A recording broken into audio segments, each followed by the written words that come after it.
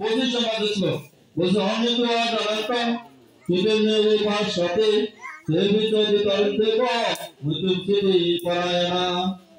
যে অনেকে আছে যারা কিছু জানে না, তারাও আছে যারা আছে ভগবানকে দর্শন করেছে, তাদের কথা শ্রবণ করে তাদের নির্দেশিত পথ অবলম্বন করে তারা হয়তো মৃত্যুকে অতিক্রম করতে পারে। তাহলে আমরা যদি রামায়ণে দেখি একটা নিম্ন বর্ণের ক্ষেত্রে রামায়ণে আমরা সবাই আছে উলুচন্ডালের সামরিক কথা সবাই জানি জানি না? তাহলে উলুচন্ডালের সামরিক একজন আছে নবশূদ্র মানে চন্ডাল নবশূদ্র। সেই সময়ে কি মানে নবশূদ্র যারা ছিল তাদেরকে দীক্ষা দেওয়ার কোনো বিধান ছিল না, কেউ তাদের দীক্ষা দিত না। এটা কি নবশূদ্র যারা ছিল তাদেরকে কিন্তু কেউ দীক্ষা দিত না। তখন সে মাতঙ্গ মুনি সেবা যত্ন করেছিল, তার হাতে জল নিয়ে দেয়, বাগান পরিষ্কার দেয়, যে রাস্তা দিয়ে হাঁটে সেই রাস্তা পরিষ্কার করে দেয় এবং ফুল সংগ্রহ করে দেয় এবং ফুলের বাগান পরিষ্কার পরিচ্ছন্ন করে গোপনে দেয়। মাতঙ্গ মুনি এটা জানতে পারে না যে কে এই কাজটা করলো, তখন সে সেটা দেখার জন্য যে কে এই কাজটা করে, তখন দেখে যে সবই এই কাজটা করতেছে। মাতঙ্গ মুনি মনে তখন হচ্ছে দয়া জাগৃত হইল, মানে প্রেম ভাব জাগৃত হইল, কৃপা হলো। তখন মাতঙ্গ মুনি কি করলো, সর্বকে হচ্ছে দীক্ষা দিল। দীক্ষা দিয়ে বলে দিল যে আমি হচ্ছে রামচন্দ্রের দেখা পাবো না, কিন্তু তুমি দেখা পাবো। যেদিন তুমি রামচন্দ্রের দেখা পাবে সেদিন হচ্ছে তোমার হচ্ছে মুক্তি লাভ হবে। ঠিক? তাহলে দেখেন মানুষগুলোর মাধ্যমে মানুষের হচ্ছে মুক্তি লাভ হয়। কারণ উনি হচ্ছে মাতঙ্গ মুনি যে উপদেশ সেটা হচ্ছে পুঙ্খানুপুঙ্খভাবে পালন করেছে।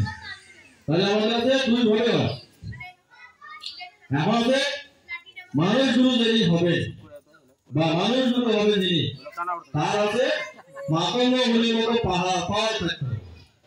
কি পাওয়ার থাকতে হবে, কিন্তু আমরা হচ্ছে পাওয়ার তো না দেখেই হচ্ছে গুরু করতেছি। তারপরে হচ্ছে আমাদের হচ্ছে চর্চা হচ্ছে, আমরা হচ্ছে ধর্মপথে অগ্রসর হচ্ছি। অগ্রসর হচ্ছি কিনা? অগ্রসর হচ্ছি কিনা? এই গুরুদের মাধ্যমে আমরা এগিয়ে যাচ্ছি না?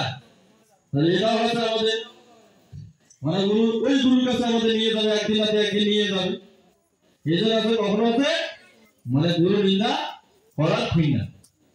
ঠিক আছে? জয় জয় রাধা কৃষ্ণ প্রেমানন্দে। তাহলে দেখেন গীতা হচ্ছে দ্বিতীয় অধ্যায় হচ্ছে কি শান্ত যোগ। তাহলে প্রথম অধ্যায়ের মধ্যে মন পবিত্র হয়, দ্বিতীয় অধ্যায়ের মধ্যে মানুষের বুদ্ধি পবিত্র হয়। মানুষের ভিতরে বুদ্ধি আছে না? বুদ্ধি আছে, মানুষের হাতে দুই দণ্ড মাত্র আছে শুদ্ধ থাকে, দুই দণ্ড, হ্যাঁ মাত্র দুই দণ্ড সমান পবিত্র থাকে মানুষের বুদ্ধি। দুই দণ্ড পরিবর্তন হয়ে পরে মানুষের বুদ্ধি হচ্ছে আবার হচ্ছে দূষিত হওয়া শুরু করে। সেজন্য মানুষ আমি এক দণ্ড দাঁড়িয়ে থাকতে পারছি না, এক দণ্ড দাঁড়িয়ে থাকতে পারছি না, মানে দুই দণ্ড পরিমাণ হচ্ছে শুদ্ধ হয়। আর দ্বিতীয় অধ্যায়ের মাধ্যমে মানুষের বুদ্ধি শুদ্ধ হয়। আর যতদিন না পর্যন্ত আপনার বুদ্ধি শুদ্ধ না হবে ততদিন হচ্ছে আপনি ভগবানের হচ্ছে লাভ করতে পারবেন না। বুঝতে পারছেন? ততদিন পর্যন্ত আপনি ভগবানকে লাভ করতে পারবেন না।